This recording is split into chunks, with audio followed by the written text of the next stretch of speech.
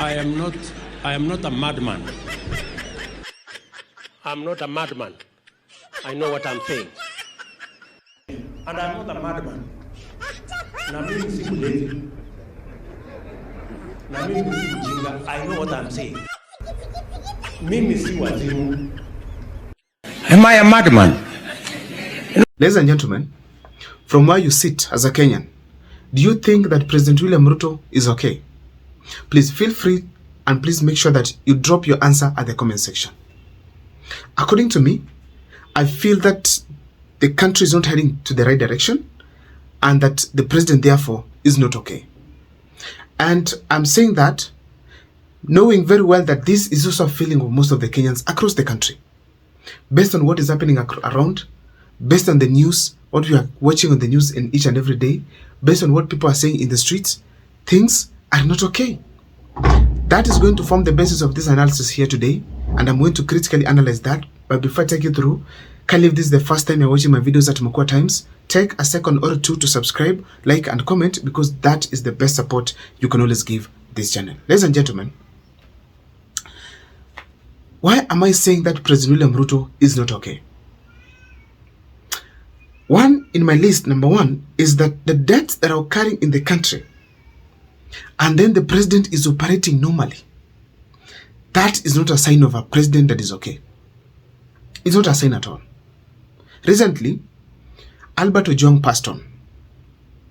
And what I expected personally from a president is to even at least, because it got the national attention, or even actually the international attention, he at least could have come out and give a press conference based on what had just happened and the rogue operations of the police officers, because this was not the first time someone is being killed by the police officer. But instead, he did not just keep quiet. He went ahead to hold a meeting in State House. So as Kenyans are in the streets demonstrating and angry about the death, President William Ruto is happy and smiling in State House with some leaders in the name of AIPCA, church leaders. That is not a sign of a president who is okay. And I think we can all agree on that. Ladies and gentlemen, there is some anger in Kenyans that cannot allow the president to be peacefully sleeping in his house or having meetings, enjoying and strategizing for 2027.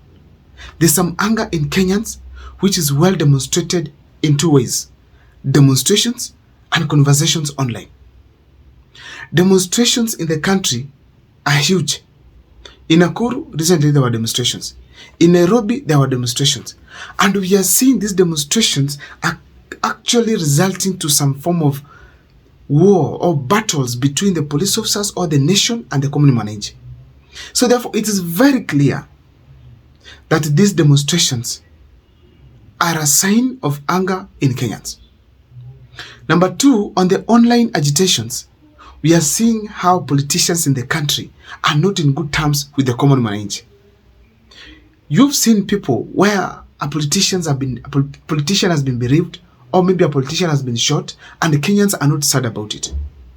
Ladies and gentlemen, that is not a good sign for this country.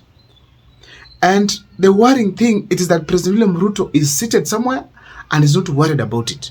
Politicians are operating normally, choppers across the country, now and then castigating the common mananchi, not having an understanding of what the common mananchi is experiencing. And that makes me say that President William Ruto is not okay. Ladies and gentlemen, the other thing I want to say is this. President William Ruto is not okay on the basis that he let the Mount Kenya region quit his government and chase for 1.5 million votes from Raila Amolo Odinga. He left the Mount Kenya that could give him 6 million to go and reach Raila Amolo Odinga, who can give him just 1.5 million from the Luo Nyanza, assuming they vote to the maximum and entirely vote for him. Is that a move for a president who is normal, who is okay? No, I don't think that's an okay move. A person who knows that he needs 2027 could not get rid of Mount Kenya people at all. Knowing very well the spirit in Mount Kenya when it comes to voting, knowing very well that Mount Kenya people voted against their kingpin's request, and then you go ahead and just treat them normally, and leave them, dump them, and then treat it like it's normal, that is not a sign of a president that is okay, according to me. And I stand to be corrected here.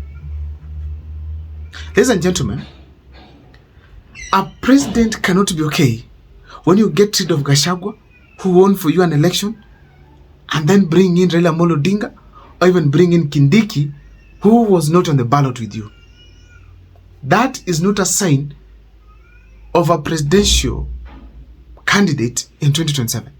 That means William Ruto is not okay, because everyone wants to win. How do you get rid of these people? Imagining to go and create some 6 million somewhere, some 7 million in the northern part of Kenya, assuming that the northern part of Kenya people are not feeling the pinch of your leadership. That is not a president. That's not okay. Ladies and gentlemen, when we had demonstrations in the country, first of all, if you remember, in 24th June 2024, after actual 2024, 25th June 2024, we had some other demonstrations that followed. And then we realized some goons were coming into the midst of the Gen Zs. And these goons seem to be government sponsored, because police officers were in their support. They weren't even tear gassing them. We thought it was just a calculation of the normal, common local politicians. But now, it also was, the same method was also used in Nairobi yesterday, where goons were brought in the streets. Goons brought in the streets to literally counter the demonstrators. A goon having some crude weapon. How do you expect a goon to reason like a police officer? How do you expect a goon to reason like a police officer? A man was walking in the street holding his files. They know very well that was not a demonstrator because of his dress code, what he was having in his hands, and also his age. He was literally attacked by the goons who were hired to deal with demonstrators. Wallet, phone taken, files destroyed, and he was actually beaten badly. Why know that he actually tried to even try and push them away and at least make some noise? These goons could not have left him. Probably they could have killed him as well. But they eventually left him alive. Though they didn't leave him just like that, they had hit him badly.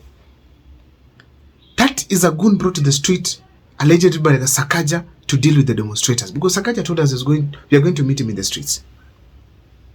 Ladies and gentlemen, a normal president, or maybe a president that is reasoning soberly or is okay, could not allow such kind of moves to be done in government. He could not have allowed that. And that's why I'm strongly feeling probably our president is not okay. Ladies and gentlemen, last but not least, our president is engaging in some unscrupulous relations with some other countries. Like now, the RSF from Sudan. Why do you have a legitimate president? Why do you engage with illegitimate people? To an extent where Kenyan labeled ammunitions are allegedly discovered in Sudan. And that is a bad sign for this country. That's creating bad relationship. It was not the only thing that happened. You remember when there were still problems in DRC? Literally, the president of Kenya called Emmanuel Macron. What does Emmanuel Macron have to do with what happened in DRC? And then you put it publicly that I've called Emmanuel Macron and I've briefed him on the status in DRC. What is that, for heaven's sake? What does Emmanuel Macron had to do with what is happening in DRC? He's one guy who never helps Kenyans, who never helps Africans. How is it that you expect him to save DRC?